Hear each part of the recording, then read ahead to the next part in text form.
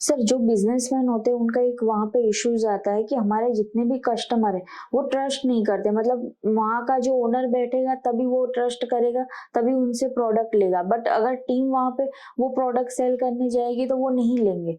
तो वहाँ पे क्या हम बेस्ट कर सकते हैं? अभी रिसेंटली हमारे एक क्लाइंट है, उनके साथ में यही सारी चीजें डिस्कशन हो रही थी कि भाई मैं जाता हूं तो मेरा कस्टमर मेरी प्रोडक्ट को ले लेता है, लेकिन मेरा सेल्समैन जाता है तो वो प्रोडक्ट को नहीं लेता है। देखो, सेल्स टीम को अगर लीड चाहिए और लीड उनके पास अच्छी आनी है तो उसके लिए मार्केटिंग होना बहुत जरूरी है। एज एग्जाम्पल, आप जिस ऑडियंस को अपनी प्रोडक्ट बेचना चाहते हो तो सबसे पहले आपको आइडेंटिफाई करना पड़ेगा कि मेरी ऑडियंस है कौन, कौन लोग मेरी प्रोडक्ट लेंगे, और उन लोगों को सही मैसेज डिलीवर करना बहुत जरूरी है। तो बिजनेसमैन का एक क्वेश्चन होता है कि मोस्टली हमारे बिजनेस सीजन में ही चलते हैं, बट जब सीजन नहीं होता है तब हमारा बिजनेस इतना हाई नहीं होता है, तो वहां पे वो क्या बेस्ट कर सकते हैं?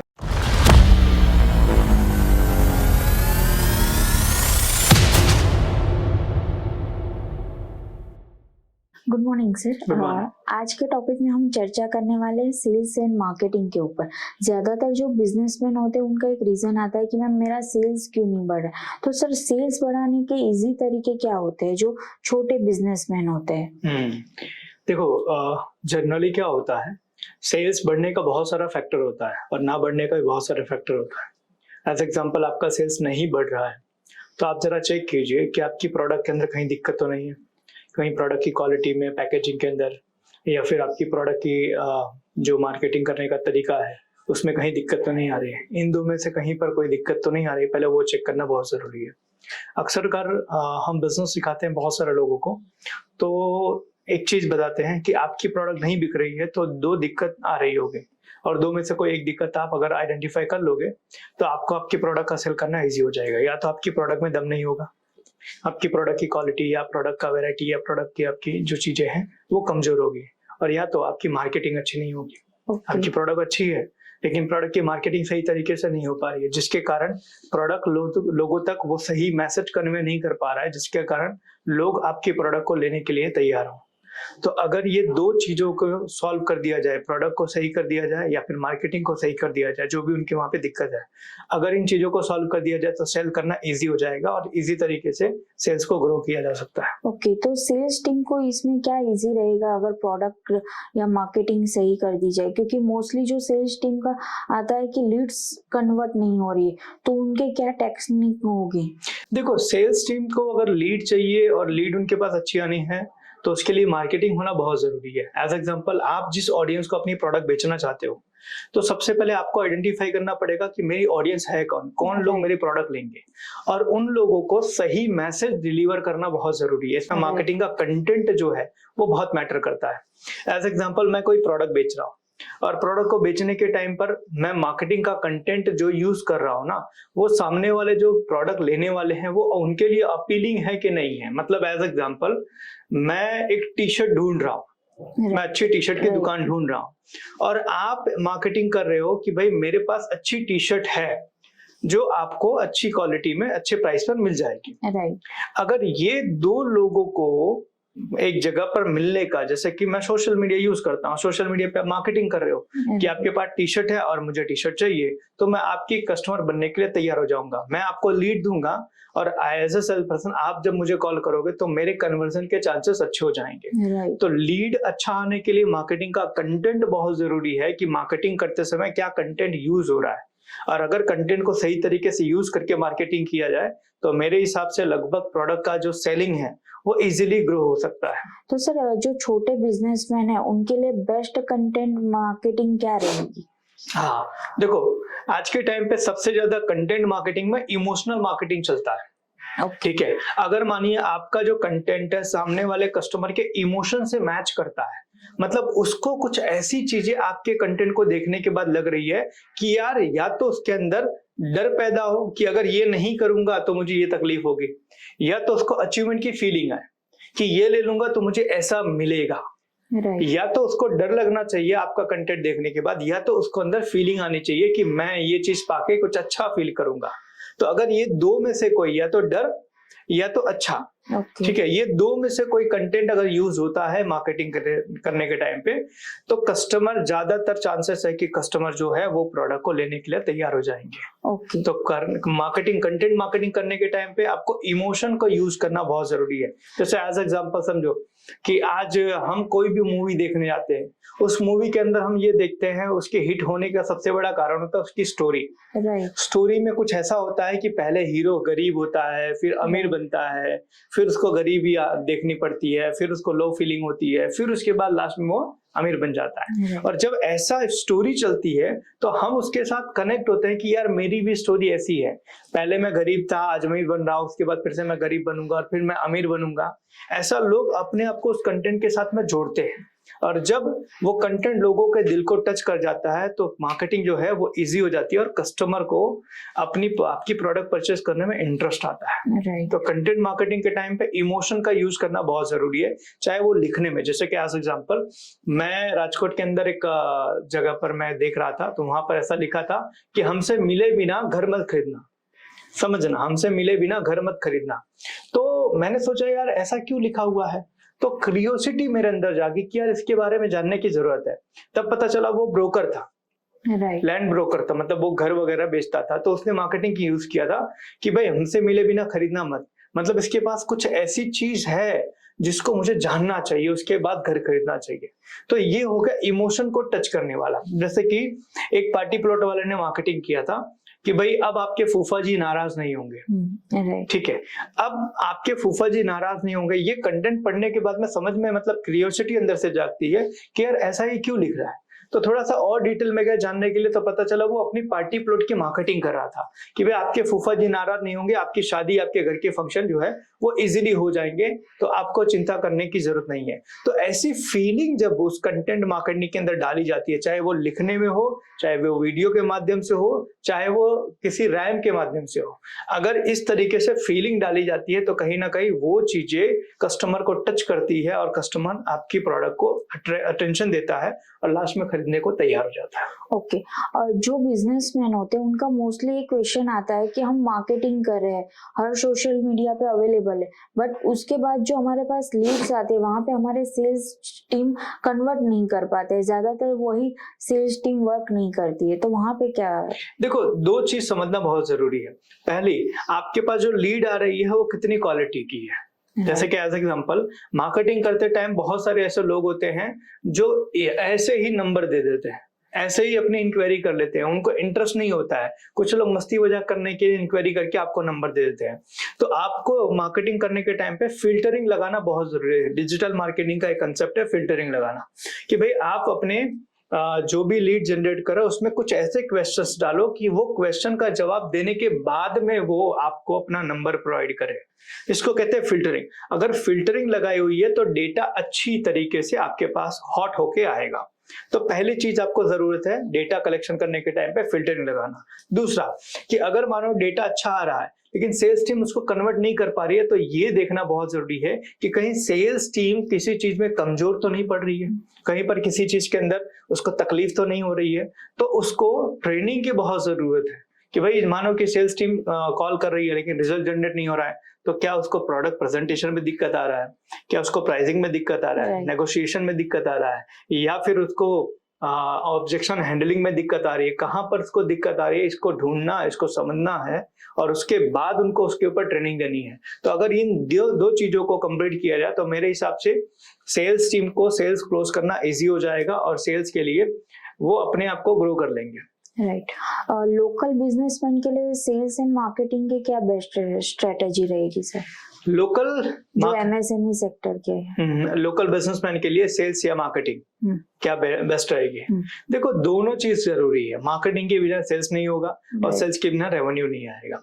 तो किसी भी बिजनेस के अंदर सेल्स करने के लिए मार्केटिंग करना जरूरी है। अब मार्केटिंग आपकी इंडस्ट्री के हिसाब से आपको डिसाइड करना है कि आपके वहां पर एटीएल होगा, बीटीएल होगा या टीटीएल होगा। राइट। आपको डिजिटल मार्केटिंग करनी है, फिजिकल मार्केटिंग करनी है, या दोनों मार्केटिंग करनी है, ये चीजें आपको देखना पड़ेगा कि आपका बिजनेस का साइज क्या है, आपकी प्रोडक्ट क्या है, आपके कस्टमर कौन है, और किस तरह के एरिया में आप अपना प्रोडक्ट डिस्प्ले करना चाहते हो। तो उसके हिसाब से आप देखो कि आपके लिए फिजिकल मार्केटिंग सही है, डिजिटल मार्केटिंग सही है, या दोनों आपको करना पड़ेगा। लेकिन मार्केटिंग के बिना सेल्स जो है वो करना मुश्किल है। आज के टाइम पे बहुत सारे एमएसएमई जो होते हैं ना, वो यही गलतियां करते हैं।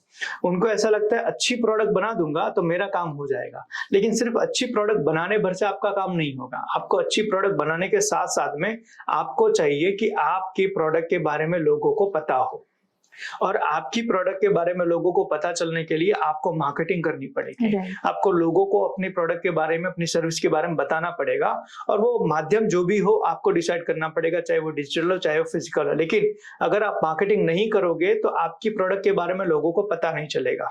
लोगों को पता नहीं चलेगा तो लोग आपकी प्रोडक्ट को ट्राई नहीं करेंगे, और ट्राई नहीं करेंगे तो लोग आपके वहां रिपीट नहीं आएंगे, और ना ही वो किसी को रेकमेंड करेंगे। तो आपको मार्केटिंग करना पड़ेगा, और मार्केटिंग करने के बाद ही आपका सेल्स जनरेट होगा। तो कोई भी बिजनेसमैन अगर ये सोचे कि मार्केटिंग करूं या सेल्स करूं, तो मैं आपको कहूंगा कि दोनों करना पड़ेगा। दोनों करने के बिना आपका बिजनेस ग्रो नहीं हो सकता है। राइट। ओके। और मोस्टली जो लोकल एमएसएमई सेक्टर के बिजनेसमैन होते हैं, उनका ये क्वेश्चन आता है कि हमारा सेल्स हो रहा है, मार्केटिंग हो रही, बट जो कस्टमर का रेशियो होता है वहां पे वो मैनेज नहीं हो पाते। आफ्टर सेल्स हम क्या उनको बेस्ट दे जिससे हमारा रिपीट बिजनेस है, जिससे हमें रेकमेंड भी, रेफरेंस भी कलेक्शन हो सके। तो इसके लिए रिलेशन डेवलप करना बहुत जरूरी है। अक्सर कर मैं देखता हूं जो छोटे बिजनेसमैन है वो एक गलतियां करते हैं। एक बार बिजनेस उन्होंने कर लिया, उसके बाद वो कस्टमर को भूल जाते हैं, वो कस्टमर को छोड़ देते हैं। उनको ऐसा लगता है मेरा काम हो गया। एक्चुअल में आपका काम हुआ नहीं, आपका काम शुरू हुआ। एक बार अगर आपका कस्टमर आपकी प्रोडक्ट को लेता है तो दोबारा उसको बेचने के लिए आपको उसके साथ रिलेशन डेवलप करना पड़ेगा। आपको उसको अपने बिजनेस में एंगेज करना पड़ेगा, उस बंदे को आपके बिजनेस के अंदर ऐड करना पड़ेगा, उसको अपने बिजनेस का एक पार्ट बनाना पड़ेगा। देखो, आपका कस्टमर जो है वो आपके बिजनेस के बाहर का बंदा नहीं है, वो आपके बिजनेस के अंदर का बंदा है। तो अगर आप ये सोचो कि एक बार मेरा कस्टमर आया, मेरी प्रोडक्ट को ले लिया, मेरा काम हो गया, तो ये आपकी सबसे बड़ी गलती है। और लगभग छोटे छोटे जो बिजनेसमैन है ना, वो ये गलतियां सबसे ज्यादा करते हैं। उनको ऐसा लगता है एक बार कस्टमर आया, कस्टमर ने मेरी प्रोडक्ट ले ली, मैंने पैसा ले लिया, मेरा काम हो गया। नहीं, अगर आप चाहो तो उस कस्टमर से आप बार बार लगातार पैसे ले सकते हो और अपनी प्रोडक्ट बेच सकते हो। लेकिन ये चीज करने के लिए आपको उनके साथ रिलेशन डेवलप करना पड़ेगा, उनको एंगेज करना पड़ेगा, और उसके लिए आपको सीआरएम लगाना पड़ेगा, कस्टमर रिलेशनशिप मैनेजमेंट। आपको अपने वहां पर कुछ लोगों को बिठाना पड़ेगा जो लोग कस्टमर के साथ रिलेशन डेवलप करें, उनसे बातें करें, उनको एंगेज रखें, उनसे फीडबैक ले, उनका फॉलोअप ले, उनको नई चीजों के बारे में अपडेट करें, उनको नई नई चीजों के बारे में बताएं, उनसे कंप्लेन अगर कोई आ रही है तो उस कंप्लेन का सॉल्यूशन दे। ये सब चीजें करने के लिए आपको सीआरएम लगाना पड़ेगा, सीआरएम करना पड़ेगा। और अगर ये चीज आप करते हो तो आपका जो कस्टमर है वो आपके साथ एक बार प्रोडक्ट लेने के बाद दोबारा आपके साथ एंगेज रहेगा, और वो लगातार आपके पास आता रहेगा, और आपका बिजनेस लगातार ग्रो होता रहेगा। तो अगर आप चाहते हो कि आपका बिजनेस ग्रो हो, और उसके लिए एक बार कस्टमर आया उसको आप रिपीट बुलाओ, तो आपको उसके साथ सीआरएम करना पड़ेगा, और सीआरएम किए बिना आपका बिजनेस जो है वो ग्रो नहीं हो सकता। ओके। और जो बिजनेसमैन का एक क्वेश्चन होता है कि मोस्टली हमारे बिजनेस सीजन में ही चलते हैं, बट जब सीजन नहीं होता है तब हमारा बिजनेस इतना हाई नहीं होता है, तो वहां पे वो क्या बेस्ट कर सकते हैं? देखो, अगर आपको पता है कि मेरा बिजनेस सीजनल है, कि मेरा बिजनेस सीजन में ही चलता है और बाकी टाइम पर मेरा बिजनेस नहीं चलता, तो आपको ऑप्शन ढूंढना पड़ेगा ना कि बाकी टाइम पर मैं कौन सा बिजनेस करूं या कौन सी चीजें मैं करूं। एज एग्जांपल समझो कि अब मानो कि जो दिवाली के टाइम पे फटाकड़े बेचते हैं, ठीक है। अब एज एग्जांपल ले लेते हैं कि वो फटाकड़े वाले का काम तो होता है दिवाली भर, ठीक है, दिवाली के अंदर तो उनका काम होता है, लेकिन दिवाली के बाद क्या? तो दिवाली के बाद वो लोग जो शादियां पड़ती हैं, जो फंक्शंस पड़ते हैं, उन लोगों तक वो रीच करने की कोशिश करते हैं। चुनाव होते हैं, इलेक्शंस होते हैं, उन तक वो लोग रीच करने की कोशिश करते हैं, जिससे पूरे साल में ये छोटी छोटी एक्टिविटीज होती रहती है। जैसे एज एग्जांपल मानो शादियां पूरे साल भर होती रहती है, ठीक है, फंक्शंस पूरे साल भर होते रहते हैं, चुनाव वगैरह भी होते रहते हैं। तो ऐसे लोगों को साथ में वो कांटेक्ट करके रखते हैं। तो जब उनका दिवाली का सीजन होता है तो दिवाली के अंदर काम करते हैं, लेकिन जब उनका दिवाली खत्म हो जाता है तो ये इन सब चीजों से अपना थोड़ा थोड़ा बिजनेस पूरे साल भर करते रहते हैं। देखो एक सिंपल सी चीज है, जिस टाइम आपको खाना मिले उस टाइम आप खाना खा लो, राइट राइट। जिस टाइम आपको खाना मिले उस टाइम आप खाना खा लो, लेकिन जब आपका पेट भर गया हो तब आप आने वाले समय के लिए खाना ढूंढने के लिए कोशिश करते रहो। अगर ये चीज आप करोगे तो आपका बिजनेस सीजन वाला होने के बावजूद भी आपका पूरे साल चलेगा। अक्सर कर दिक्कत क्या होती है, लोग हाथ खड़े कर देते हैं। लोगों को ऐसा लगता है कि भाई अब तो मेरा मार्केट के ऊपर ही बिजनेस डिपेंडेंट है, मतलब मार्केट में जब तेजी आएगी तब मेरा काम होगा, नहीं आएगी तो नहीं होगा। और ये सारी चीजें करके वो हाथ खड़ा करके वो छोड़ देते हैं, मतलब अब मेरा बिजनेस भगवान के भरोसे। देखो भगवान के भरोसे कुछ भी मत रखो, आप अपने भरोसे रखो। जब आपको पता है ये सीजन में मेरा बिजनेस चलता है, इस सीजन में नहीं चलता है, तो जिस सीजन में आपका बिजनेस नहीं चलता तो आप और देखो ना कि आप जिस सीजन में बिजनेस नहीं चलता उस सीजन में क्या कर सकते हो। कस्टमर से रिलेशन बना सकते हो और कस्टमर आप अटेंड कर सकते हो, या अदर इंडस्ट्रीज में आप जा सकते हो, अदर आपके प्रोडक्ट के रिलेटेड आजू बाजू की कोई प्रोडक्ट हो तो उस टाइम पर आप ले सकते हो। तो ऐसा करके आप पूरे साल तक अपने बिजनेस को चला सकते हो। और दूसरी, तैयारी करना बहुत जरूरी है, सीजन की तैयारी। जैसे एज एग्जांपल समझो आपके घर में शादी है, तो शादी की तैयारी हम 6 महीने पहले से शुरू कर देते हैं, थोड़ी चीजें करते जाते हैं। तो उसी तरीके से जब आपका सीजन आने वाला है तो आपका सीजन आने से पहले आपको तैयारी तो करनी पड़ेगी। वो तैयारी थोड़ी करते जाओगे तो जब सीजन आएगा तो उस सीजन के टाइम पर आपको अपने बिजनेस के अंदर अच्छा खासा बेनिफिट लेने का मौका मिलेगा। और याद रखना, जिस टाइम पे आग लगेगी उस टाइम आप कुआं नहीं खोद सकते हो, मतलब सीजन आ गया उस टाइम पे आप तैयारी नहीं कर सकते हो, आपको तैयारी ऑफ सीजन में ही करनी पड़ेगी। तो सीजन आए उसमें धंधा करने के लिए जब ऑफ सीजन चल रहा हो उस टाइम पर आपको तैयारी करना बहुत जरूरी है। राइट। और बिजनेस में कैश फ्लो कैसे मैनेज किया जाए? देखो कैश फ्लो मैनेज करने के लिए सबसे पहला जरूरी है, 2 चीज आपको समझना जरूरी है। पहला, एक होता है इनकम, एक होता है आउटगोइंग, ठीक है। तो अगर आपका आउटगोइंग फिक्स है तो इनकम भी आपको फिक्स करनी पड़ेगी। मतलब कि अगर आपकी इनकमिंग कंप्लीट आ रही है, लगातार आ रही है और आपकी आउटगोइंग जा रही है तो आपका कैश फ्लो मेंटेन रहेगा। दिक्कत कहाँ आती है, इनकम कम होती है और आउटगोइंग ज्यादा होती है। तो जब ये सिचुएशन होती है तब कैश फ्लो का मैनेजमेंट बिगड़ता है और उस टाइम पर बिजनेस के अंदर कैश क्रंच होता है। तो आपका इनकम, इसके लिए आपको अपने बिजनेस के अंदर रिकरिंग रेवेन्यू बिजनेस लेकर आना पड़ेगा। मतलब ऐसे कुछ क्लाइंट आपको फिक्स करने पड़ेंगे, ऐसा कुछ आपको अपने बिजनेस के अंदर कुछ ना कुछ ऐसा प्रोग्राम बनाना पड़ेगा या कुछ ना कुछ ऐसी स्ट्रेटजी बनानी पड़ेगी कि आपका कुछ बिजनेस जो है ना वो फिक्स हो जाए, हर महीने वहां से पैसे आते रहे। जैसे एज एग्जांपल मैं आपको बताता हूँ, टाटा स्काई हम ले लेते हैं। टाटा स्काई का एक बार आप लगाओगे, आप इंस्टॉलेशन करवाओगे, लेकिन उसके बाद में आप हर महीने उसको रिचार्ज करवाओगे। अब आप समझो पूरी इंडिया भर में कितने टाटा स्काई लगाने वाले लोग होंगे, लगभग बहुत सारे होंगे। हम 1 करोड़ की बात करते हैं। अब 1 करोड़ लोग हर महीने 200 रुपए का रिचार्ज करवाते हैं, समझना 1 करोड़ लोग 200 रुपए का रिचार्ज करवाते हैं, तो पूरे 1 महीने का कितना उसका बिजनेस हो गया, हाई लेवल का, राइट, बहुत बड़ा बिजनेस हो गया, राइट। तो उसी तरीके उसको कहते हैं रिकरिंग रेवेन्यू बिजनेस, मतलब उसका फिक्स हो गया, रिकरिंग आ रहा है, कंटिन्यूसली आ रहा है। अब वो उतना पैसा जनरेट करने के लिए वो 1 करोड़ लोगों को एक बार बेच दिया है, उनसे वो रिकरिंग रेवेन्यू आ रहा है। अब वो क्या करेगा, वो नए लोगों को ट्राई करेगा। मतलब एक जगह से बिजनेस फिक्स तो हो गया। इसी तरीके से आप समझो कि हमारा मोबाइल का रिचार्ज हर महीने हम करवाते हैं। एक बार हमने एक सिम ले लिया, एज एग्जांपल हमने एयरटेल का या जियो का हमने सिम कार्ड ले लिया। अब एक बार हमने ले लिया, फ्री में मिल गया, लेकिन उसके बाद में हर महीने हमें रिचार्ज करवाना है। ऐसे पूरी इंडिया में कितने लोगों ने ऐसा सिम कार्ड लिया होगा, बहुत सारी, राइट, बहुत सारे लोगों ने लिया हो। तो बहुत सारे लोगों का बहुत सारा पैसा जो है ना उनका फिक्स हो गया हर महीने का, राइट। तो हर महीने का पैसा आपका फिक्स हो गया, फिर आउटगोइंग आपकी जा रही है तो आपका कैश फ्लो बिगड़ेगा नहीं। लेकिन होता क्या है, आपका आउटगोइंग फिक्स है, आपका फिक्स है कि मतलब आउटगोइंग इतना तो जाना है, हर महीने जाना है, लेकिन इनकम फिक्स नहीं है। अब इनकम फिक्स नहीं है, आउटगोइंग फिक्स है, तो आपका कैश फ्लो बिगड़ेगा। तो आपका कैश फ्लो मेंटेन करने के लिए आपकी इनकम को फिक्स करना पड़ेगा और आउटगोइंग जो हो रहा है उसको एज इट इज कंटिन्यू होगा, तो आपका कैश फ्लो कभी बिगड़ेगा नहीं। राइट। सर, जो बिजनेसमैन होते हैं उनका एक वहाँ पे इश्यूज आता है कि हमारे जितने भी कस्टमर है वो ट्रस्ट नहीं करते, मतलब वहाँ का जो ओनर बैठेगा तभी वो ट्रस्ट करेगा, तभी उनसे प्रोडक्ट लेगा, बट अगर टीम वहाँ पे वो प्रोडक्ट सेल करने जाएगी तो वो नहीं लेंगे।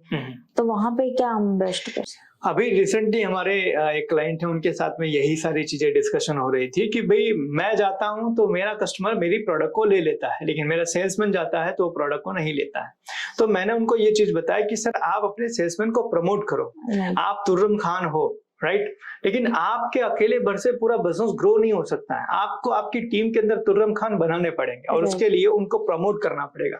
एज एग्जांपल, आप किसी क्लाइंट को मिलने जा रहे हो तो आप अपने साथ में उस बंदे को लेकर जाओ जिसको तैयार करना चाहते हो, उसको लेकर जाओ, उसको प्रमोट करो, उसको वहां पर इंट्रोड्यूस करो कि सर ये मेरी टीम का ये बंदा है और ये सारा काम देखता है, इस तरीके से देखता है, और उसको उस क्लाइंट के साथ में मुलाकात करवाओ और उसको ये भी बोलो कि सर बाई चांस कभी अगर मैं ना मिलो तो इनसे आप मिल लेंगे, आपका काम हो जाएगा।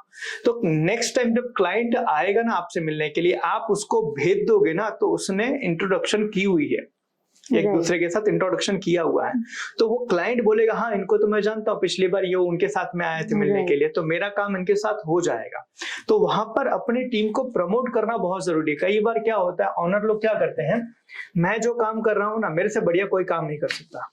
याद रखना, आपके बिजनेस के ग्रोथ करने के चांसेस इसके ऊपर डिपेंड करता है कि आपकी टीम में आपसे बेहतर कितने लोग हैं। राइट। अगर आप अपनी टीम में सबसे बेहतर इंसान हो तो समझना आपका बिजनेस लिमिटेड लेवल तक ही ग्रो होगा, एक लेवल तक ही ग्रो होगा। लेकिन आपकी टीम में आपसे बेहतर बहुत सारे लोग हैं तो आपका बिजनेस अनलिमिटेड लेवल पे ग्रो होगा। तो आपको अपनी टीम के अंदर ऐसे लोगों को लेकर आना है और उनको प्रमोट करना, उनको तैयार करना है, उनको बढ़ाना है आगे, ताकि कल को वो लोग आपकी जवाबदारियों को कम कर सके और आप अपने बिजनेस में से थोड़ा और टाइम निकाल के डेवलपमेंट के ऊपर ध्यान दे सको, जिससे आपका बिजनेस ग्रो हो सके। तो अगर कोई भी कस्टमर आपसे प्रोडक्ट खरीद रहा है लेकिन आपकी टीम से प्रोडक्ट नहीं खरीद रहा है, तो कहीं ना कहीं अभी भी आप अपनी टीम को प्रमोट नहीं कर रहे हो।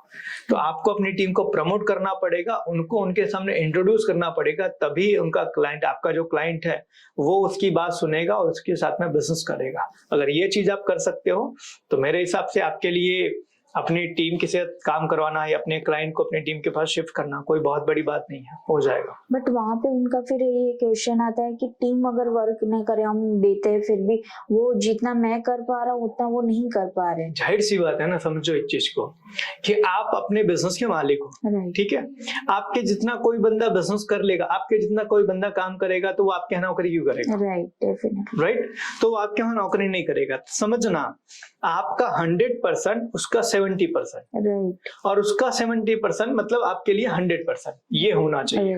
मतलब मैं जितना काम करता हूं मेरी टीम में कोई उतना बंदा काम करेगा, ऐसा मैं एक्सपेक्ट करूं तो मैं बेवकूफ हूं। मुझे ऐसा एक्सपेक्ट नहीं करना चाहिए कि मैं जितना काम करता हूं मेरी टीम का बंदा भी उतना काम करेगा। लेकिन मैं जितना काम कर रहा हूं उसका वो 70% भी काम कर ले रहा है ना, तो वो 70% उसके लिए 100% है, ये मान के मुझे उसके साथ में ट्रीट करना चाहिए। तो कभी भी ऐसा उम्मीद नहीं करना चाहिए कि मेरी टीम का बंदा मेरे जैसा, मेरे जितना काम करे, बल्कि ये चीज सोचना चाहिए अगर 70-80% भी मेरा टीम का बंदा मेरे जितना काम कर ले रहा, 70-80% भी, तो वो परफेक्ट है, वो एकदम आइडल पर्सन है आपकी कंपनी के लिए। और उसको आप अपने साथ में रखो, उसको ट्रेंड करो, उसके साथ सिस्टम बनाओ, उसके साथ बैठ के उसकी जेडी केआरए बनाओ, उसकी पूरी पॉलिसी, रूल्स, रेगुलेशन सारी चीजें सेटअप करो और वो बंदा आपको बढ़िया रिजल्ट जनरेट करके देगा। राइट। और मोस्टली जो बिजनेसमैन है वहां पे ये क्वेश्चन है कि हमने ऑलरेडी सारी चीजें की हुई है, बट मुझे जो बिजनेस चाहिए, जो ग्रोथ चाहिए, वो मेरे मार्केट में या मेरे नियर बाय नहीं मिल रहा है। यानी कि मैं जो लोकल एरिया में हूँ वहां पे इतना क्राउड है ही नहीं। देखो, सिंपल सी चीज है, बिजनेस के अंदर एक सबसे अच्छा रूल है, पहला कि आप जहां हो या तो वहां मार्केट क्रिएट करो, राइट, ठीक है, आप जहां हो या तो वहां मार्केट क्रिएट करो, या जहां मार्केट है वहां चले जाओ। राइट, समझना इस चीज को, आप जहां हो या तो मार्केट वहां क्रिएट कर लो या तो जहां मार्केट है वहां चले जाओ। तो मेरा सवाल ये है, आपको पता चल गया कि मैं जिस मार्केट में काम कर रहा हूं वहां पोटेंशियल नहीं है, राइट, वहां ज्यादा क्राउड नहीं, वहां ज्यादा कस्टमर नहीं है, तो आपको अपने प्रोडक्ट, अपने बिजनेस को वहां पर लेकर जरूर जाना चाहिए जहां पर आज के टाइम पे कस्टमर अवेलेबल है। और उसका दो तरीका है, या तो ऑफलाइन मार्केट कोई ले लो या तो ऑनलाइन मार्केट ले लो। ऑनलाइन पे तो पूरी दुनिया अवेलेबल है, ऑफलाइन में अगर कोई ऐसी मार्केट है जहां पर बड़ा मार्केट है वहां पर आप जा सकते हो। मेरा सवाल ये है कि देखो, पहले के टाइम पे कैसा होता था कि माँ बाप अपने गांव से शहर में आते थे बच्चों को पढ़ाने के लिए, बच्चों का करियर बनाने के लिए। सबके माँ बाप आए होंगे, आपके मेरे, राइट राइट? राइट, तो क्यों आते हैं? क्योंकि पढ़ाना है, वहाँ पे अच्छी पढ़ाई लिखाई होती राइट है। ना? राइट क्योंकि आप जहाँ गांव में थे वहां पर उतना बड़ा मार्केट नहीं था, राइट वहां पर उतना ज्यादा अपॉर्चुनिटी नहीं थी। राइट तो वही सोच के तो आप शहर में आए, आपके माँ बाप, कि भाई यहाँ अपॉर्चुनिटी नहीं है लेकिन जहाँ अपॉर्चुनिटी वहां चलते हैं, यही सोच के आए। तो बिजनेस में जब ये सिचुएशन आती है तो आपको डिसीजन लेने में डर क्यों लगता है? क्योंकि उनको ये लगता है कि मेरे कस्टमर जो पुराने हैं वो टूट जाएंगे, वो तो वहाँ वैसे पे भी नहीं आ रहे हैं ना। जो ऑलरेडी वहाँ पे आ रहे हैं उनको। देखो समझो इस चीज को, कस्टमर आपको अपना अपना बिजनेस कितना बड़ा करना, जितना बड़ा है उतना ही करना है या उससे बड़ा करना है, ये सबसे पहला क्वेश्चन है। अगर आपको आपके बिजनेस को बड़ा करना है तो बड़े मार्केट में जाना पड़ेगा और उसके लिए कुछ लोगों को आपको छोड़ना पड़ेगा। जैसे एज एग्जांपल आप गांव में थे, तो गांव से जब शहर में आते हो तो क्या गांव के लोग छूट नहीं जाते हैं? Yes sir. तो अब आपके पास दो ऑप्शन है, या तो आप गांव के लोगों को पकड़ के रखो राइट और शहर मत जाओ, या तो शहर जाने के लिए गांव के लोगों को छोड़ो। राइट, राइट ना? ये दो ऑप्शन है, आपने क्या सिलेक्ट किया? शहर जाने के लिए गांव के लोगों को छोड़ो। एग्जैक्टली। तो उसी तरीके से जब आपका बिजनेस ग्रो करने के लिए तैयार है, आपके बिजनेस में बहुत पोटेंशियल है, आपका बिजनेस ग्रो हो सकता है, बड़ा हो सकता है, तो क्यों ना आप अपने बिजनेस को वैसी जगह, वैसे मार्केट में लेकर जाओ जहां पर मार्केट है, जहां पर पोटेंशियल है, जहां अपॉर्चुनिटी है। और इसके लिए आपको छोटे कुछ लोगों को छोड़ना पड़ रहा है, तो उसको छोड़ने में दिक्कत क्या है? देखो याद रखना, बिजनेस के साथ इमोशन कनेक्ट करोगे ना तो आपके बिजनेस में आप नुकसान करोगे। बिजनेस को इस तरीके से चलाओ कि मेरे बिजनेस की रिक्वायरमेंट जो है, वो रिक्वायरमेंट पूरी करने के लिए मुझे जो करना पड़ेगा मैं वो करने को तैयार हूं। अगर आप इस कंडीशन पे काम करने को तैयार हो तो ही आप अपने बिजनेस को ग्रो कर पाओगे। अदरवाइज आप वही छोटी जगह पर रह जाओगे पूरी जिंदगी और आपके बिजनेस में पोटेंशियल होने के बावजूद भी आपका बिजनेस ग्रो नहीं कर पाएगा। Right right. तो अक्सर जो बिजनेसमैन होते हैं, जो उनको चाहिए कि मुझे ग्रोथ तो करना है, बट वो खुद का डिसीजन नहीं लेते, वो दूसरों के डिसीजन पे अपने बिजनेस चला रहे हैं, तो वहां पे यहाँ तो सबसे बड़ी गलती है, वही तो सबसे बड़ी प्रॉब्लम है कि बिजनेस मेरा है तो डिसीजन भी मेरा होना चाहिए। मैं जो कर रहा हूँ मुझे पता है, राइट तो उसके हिसाब से डिसीजन भी मेरा ही होना चाहिए। राइट तो आप अपना डिसीजन नहीं लेकर आप दूसरे के डिसीजन से इन्फ्लुएंस होगे तो आपका धंधा ग्रो कैसे होगा? नहीं होगा। अक्सर कर मैंने लोगों को देखा हुआ है कि मैं बिजनेस बड़ा तो करना चाहता हूँ लेकिन यार उसने ऐसा बोला है, उसने ऐसा बोला है, ये ऐसा बोल रहा है, वो ऐसा बोल रहा है, इसलिए मैं अभी नहीं जा रहा हूँ। तो आप अगर ये सारी चीजें सोच रहे हो तो जाहिर सी बात है आप अपने बिजनेस के लिए फिर दिक्कत करोगे। तो आपके बिजनेस को ग्रो करना है तो आपको समझना पड़ेगा कि बिजनेस की ये रिक्वायरमेंट है और उस रिक्वायरमेंट के हिसाब से मुझे डिसीजन लेना ही पड़ेगा। राइट अगर आप डिसीजन नहीं लोगे तो आपका बिजनेस छोटा रह जाएगा और इसमें किसी और को कोई नुकसान नहीं, आपको ही नुकसान होगा। Right. So thank you so much sir, आज इतनी अच्छी पॉडकास्ट के लिए। Thank you so much.